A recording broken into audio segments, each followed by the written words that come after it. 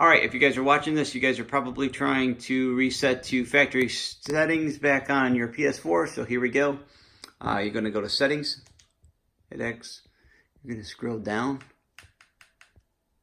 all the way down, right here, hit X.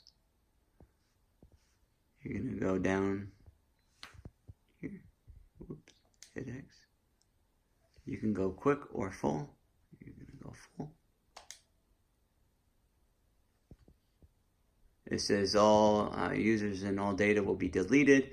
This PS4 will be deactivated for any users who have activated in the primary PS4.